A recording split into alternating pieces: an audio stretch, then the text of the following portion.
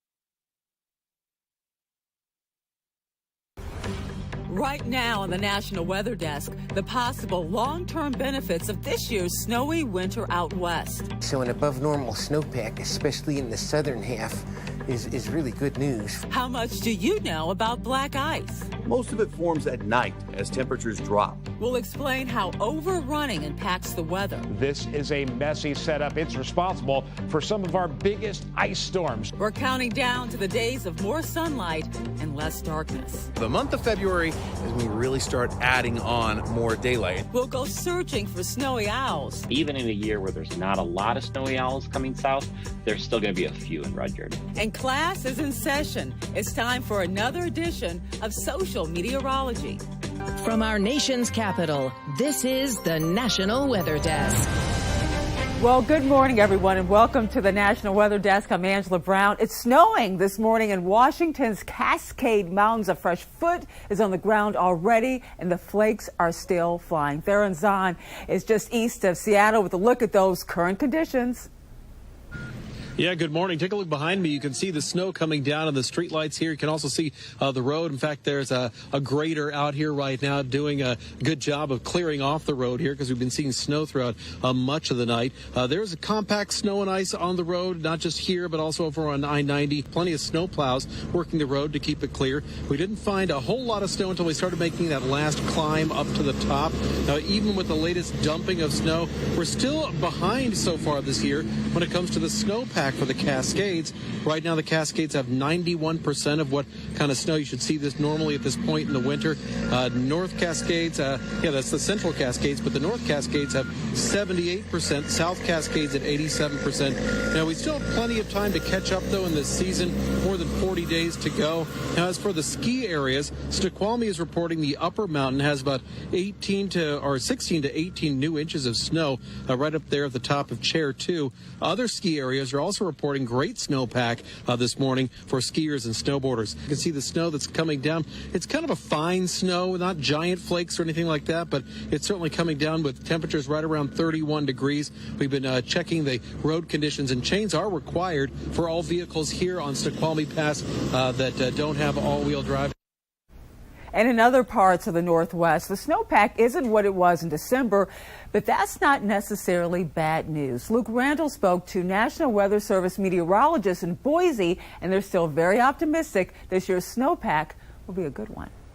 Idaho's snowpack as of February 7th is above average across much of the state, with southern Idaho doing particularly well. We've had drought across the southern part of the state, so an above normal snowpack, especially in the southern half, is really good news for our overall water supply situation. Jay Breitenbach, a National Weather Service meteorologist, says the northern panhandle is lagging behind, but that there is still time. There's still a chance, a really good chance, actually, that the panhandle region, the northern half of the state, catches up to normal. What's crucial these next 2 months is where the jet stream points, as it plays a major role in where storms travel. A few months ago, it was pointing straight toward the Gem State, but then things shifted. In late December and early January, the pattern shifted so that it was hammering that jet stream right into Central California, and so they had all that flooding, and we dried out a little bit when that happened. Idaho's snowpack averages dropped statewide in that time frame, but it's starting to mellow out and even rebound. It has briefly shifted back into the area, and it does look active over the next month and probably 2 months, so I would expect that to continue to add to the snowpack. So good news for skiers and good news for our water supply. And it's not just the Northwest that has seen some wild winter weather. Texas was hit with severe ice storms last week, often icy, snowy, slushy winter weather is caused by something called overrunning. But what is that? To find out, we turn to Cincinnati meteorologist John Gum. In the winter months, we get a mechanism in meteorology called overrunning that is responsible for a lot of messy weather. This particular mechanism happens when we've got cold air in place at the surface. That cold air is dense, it's heavy, it stays near the ground. Well, when warm air comes along to try to scoot that cold air out, it doesn't have a lot of luck doing so. So what instead happens is the warm air is forced up and over of the colder air. And as that occurs, that warm air rises, it cools, moisture condenses out of it into clouds and precipitation. And as that precipitation falls through the cold air at the surface, well, that's when we get a mess. We can get all sorts of precipitation types. We can get fog, we can get rain, we can get freezing rain, sleet, even snow, if the depth of that cold air is large enough. So this is a messy setup. This is called overrunning. Eventually here, what happens is that warm air that's forced up and over the cool air, eventually it cools off enough that it can't produce any more clouds or precipitation when you get away from the warm front itself. But boy, oh boy, this is a messy setup. It's responsible for some of our biggest ice storms, some big amounts of sleet, and even sometimes big amounts of snow during the winter months. And the frigid blast that took place last week in parts of the country really is a reminder that winter is here to stay, for now at least. When conditions are right, black ice can be slick and dangerous for so many drivers. Meteorologist Jason Boyer explains what black ice is, how it's different from other types of ice, and why it's so dangerous. Winter driving can be dangerous. The insurance industry says each year in the U.S., more than 150,000 auto accidents occur due to snow or ice. And black ice is a big contributor to those accidents. It isn't really black, but a very thin layer of ice, usually from refreezing of melted snow. It is so thin, it's practically transparent and hard to spot. While black ice can form at any time of the day if cold enough, most of it forms at night as temperatures drop. Here are some tips for driving in wintry weather. Slow down. Don't use cruise control. And allow for more braking distance. It can take up to 10 times longer to stop on ice. From black ice to ocean ice, this morning's lessons continue in a segment that we call Social Meteorology. This is where we share the social media posts from some of our 200 meteorologists across the country. We start in Providence, Rhode Island, where Christina Ernie is talking about winter along the coast. So we all know water freezes when it's cold, right? Well, what about the ocean? It actually freezes a lot easier than you might think. Some viewers sent us in these pictures of the coastline frozen over. Salt water can freeze, but at a lower temperature than fresh water like ponds and dams that freeze at 32 degrees Fahrenheit. The ocean, because of its salt content, freezes at 28.4 degrees. Other factors like the volume of water, currents, and also Earth itself emitting heat are other factors why our oceans don't always freeze over when temperatures reach 28 degrees or lower. Why do meteorologists always say this? So take your time as you're out on the roads, especially bridges and overpasses. This is because the ground insulates the pavement from below, whereas bridges are exposed by that cold air from below as well as above it, meaning they're going to drop below freezing first.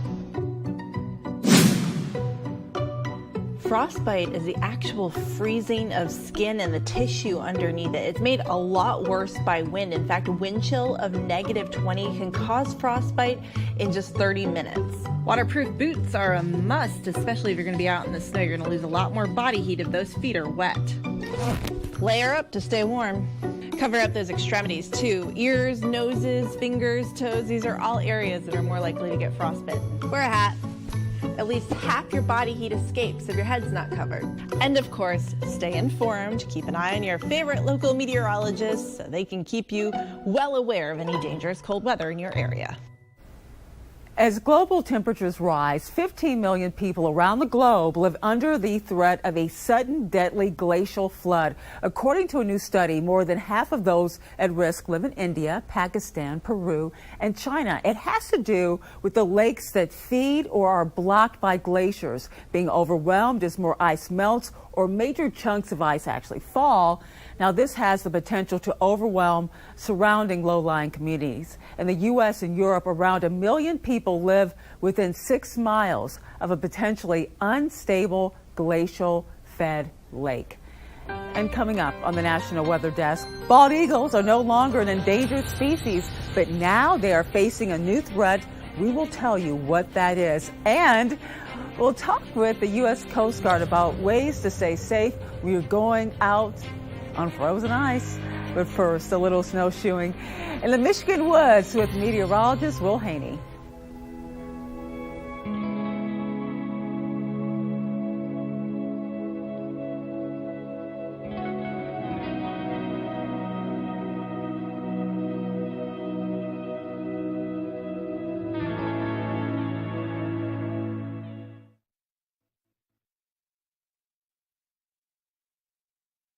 I'm meteorologist Charlie Lopresti. We look at the Northeast. We have a lot of sunshine returning to the Northeast today. Afternoon temps will make a run at the 40s for most areas. The only complaint might be that winds will be out of the northwest. We'll get some gusts 20 to 30 miles per hour. Now, the next in the series of weak disturbances arrives late on Thursday. That's 8 a.m. Thursday. Notice the overall trend for increasing clouds in the Northeast. Another round of rain and snow should be moving in during the afternoon and evening on Thursday. Friday looks sneaky warm with highs around 50.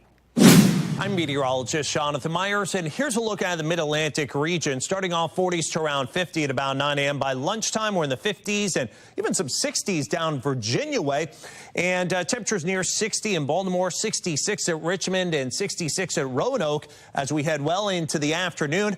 Looks like a fairly quiet day as early clouds give way to a lot of sunshine, nice and mild for this time of year in the wake of our latest weather maker. That's the scene here.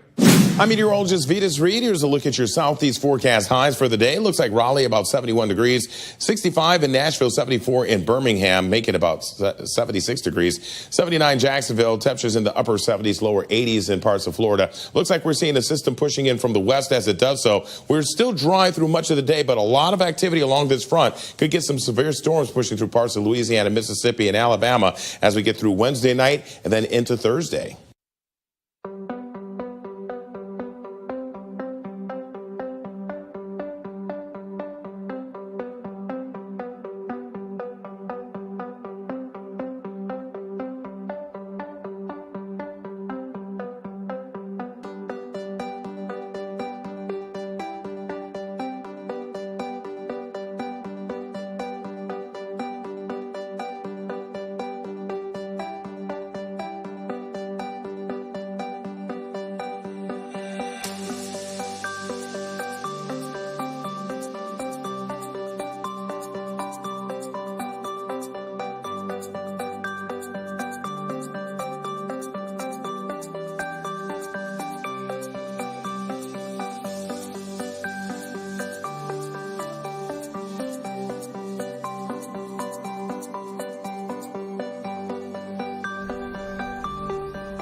Now let's check to see the weather in cities across the country today. We start in Cedar Rapids, Iowa, where a mix of clouds and sun during the morning will give way to cloudy skies this afternoon. The high there will only be in the mid-40s. Look at that. Heading down now to Macon, Georgia, where skies are mostly cloudy with light winds and a high of 75 degrees today. Moving east, we're going to head there to Mount Pleasant, South Carolina. Clouds and some sun this morning with more clouds in the afternoon. Highs there, low 70s. And we head up to Green Bay, Wisconsin, where sunshine will start the day, but a few clouds move in this afternoon with highs only in the low 40s.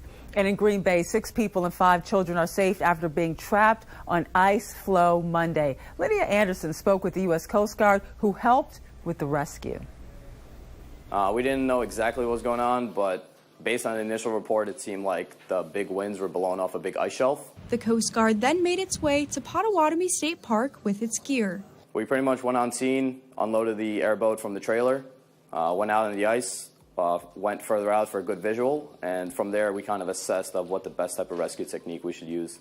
Petty Officer Benjamin Gantman said at first they did not know if everyone would fit on the airboat. But we ended up just taking all the survivors at once and coming back for the gear afterwards. Fishermen like Dan Kutel were back out on the ice Tuesday off of Potawatomi State Park. I got 10 perch. Nice. And about 12, 14 inches ice. He says he decides if the ice is safe by seeing if other people are out. And if they start going out with the ATVs, then I come out with mine. We talked to a fisherman who had plans to go fishing up near Sherwood Point, but after hearing about Monday's rescue, he decided to come to Potawatomi State Park and fish off the shore instead. The numbers of fish that we catch probably won't be as good, and the size of them probably won't be as good, but you know, it's all about safety. There's no fish that's worth being out there risking your life for, risking the lives of the Coast Guard members. Gantman recommends fishermen bring a mobile radio and a dry suit when they head out on the ice. There's so much uncertainty when it comes to ice fishing that you just never really know. It's better to be prepared. Everyone involved in the rescue was returned safely to shore with no injuries.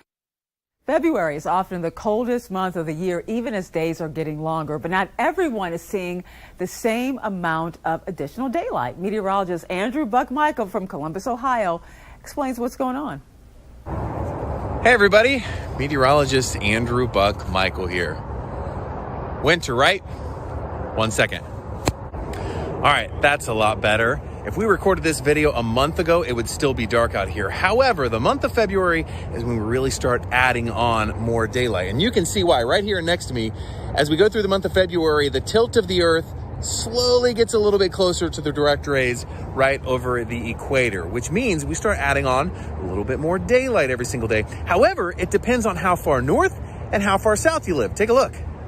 The northern part of the United States adding on about 80 minutes of daylight for the month of February. However, the farther south you live, only adding on maybe 30 to 40 minutes of daylight. Here in Columbus, we're adding on about 65 minutes of daylight for the month of February. We'll take it. Again, the spring equinox happening next month, but February is a nice change where you start noticing the earlier sunrise, the later sunset. We're getting closer and closer to warmer temperatures as well. It's cold out here. I got to get back inside. And we have so much more great content like what you just saw from our 200 meteorologists on all of our social media accounts. Just search the National Weather Desk on Facebook, Instagram, YouTube, TikTok, Twitter to connect with us. Well, it's been 16 years since America's national bird was removed from the endangered species list. However, the population of eagles in Michigan is once again under threat. Maya Engel in Traverse City looks into what's happening. 48 to 50% of bald and gold eagles in the United States are carrying chronic levels of lead. In 2022, the Skegamog Raptor Center in Traverse City began testing eagles that were admitted for rehabilitation. 75 to 80% of them had some level of lead poisoning. So what we're seeing is that even if lead isn't killing them outright, it's affecting their ability to hunt, and they're more likely to get in vehicle collisions because it affects their cognitive function. So how are eagles coming into contact with lead?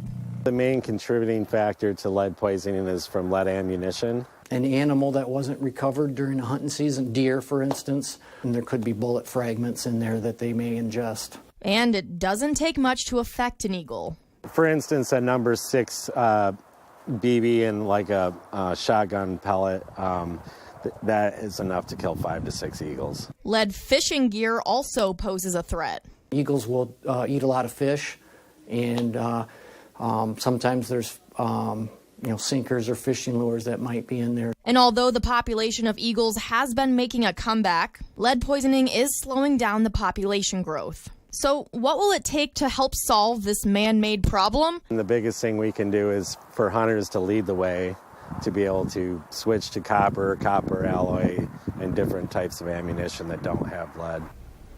Another bird in Michigan is making headlines is the snowy owl. It's a popular bird in the state, and now one northern town is claiming they have the most sightings of the birds each year. Meteorologist Heather Bricka has that story. Traveling all the way from the Arctic tundra to the upper peninsula of northern Michigan, it's becoming more and more likely that you will be able to see a snowy owl. And Rudyard Township is the best place to spot them, according to a resolution that was passed this January. You realize we got something special here and in the area, and so it came out to be a good thing for us. It's been a process to name the township, and it started back in 2019 with Barry and his brother Gary. These snowy owls can be spotted all the way up in Canada, but they migrate south during the winter months. We don't see them all across Michigan, but we still do see them in Rudyard almost every year because it's just far north enough that even in a year where there's not a lot of snowy owls coming south, there's still going to be a few in Rudyard. The National Audubon Society conducts a Christmas bird count that takes place across the world, and Rudyard was tied for first with Canada with 23 snowy owl sightings. You can call the office and we kind of help people out with the ideas. It's more stay out in more of the open areas. You see them on fence posts and on the power poles and that kind of stuff, and then trees and that, but it's more in the open areas that you see them at, and probably in the mornings and then probably late afternoon, evenings are probably the better times. Well, a different bird gives new meaning to the word hoarder. Take a look at these acorns of woodpeckers stored inside the walls of a California home. A pest control company posted photos of the stash. We're looking at mounds and mounds of acorns. Apparently, the woodpecker kept poking holes all over the house and kept collecting all these nuts, enough to fill around 8 garbage bags. The pest control company says all those acorns weighed nearly 700 pounds. And now, as we head to break, we'll take to the skies over Peavine Peak outside of Reno, Nevada.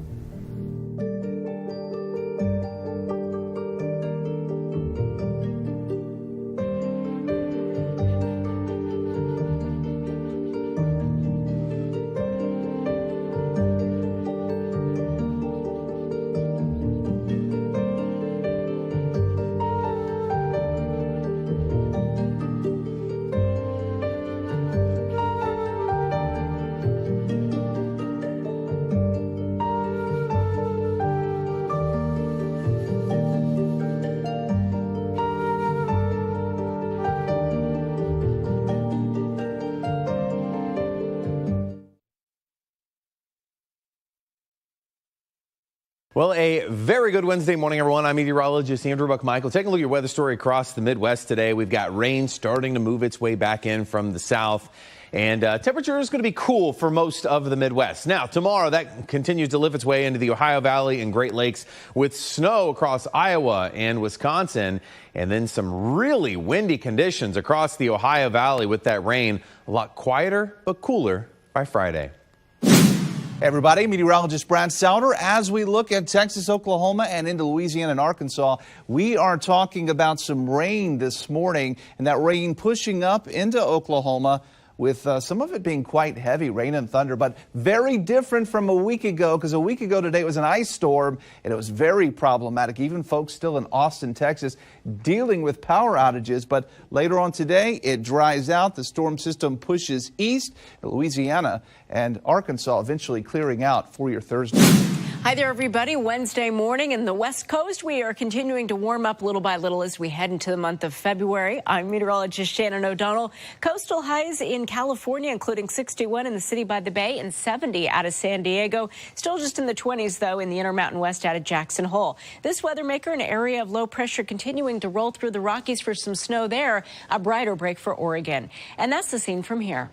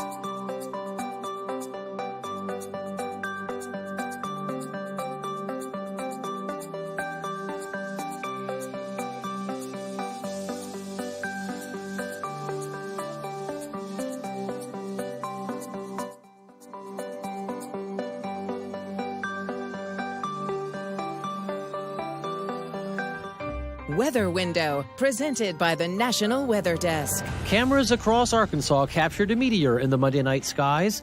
According to the Arkansas Sky Dome Planetarium, its green color was either caused by the burning of copper in the meteor or the air glow of highly ionized atmospheric oxygen. And speaking of green, check out these amazing photos of the northern lights in Fairbanks, Alaska. Green is by far the common color seen in the Aurora Borealis. For more content like this, follow the National Weather Desk on TikTok.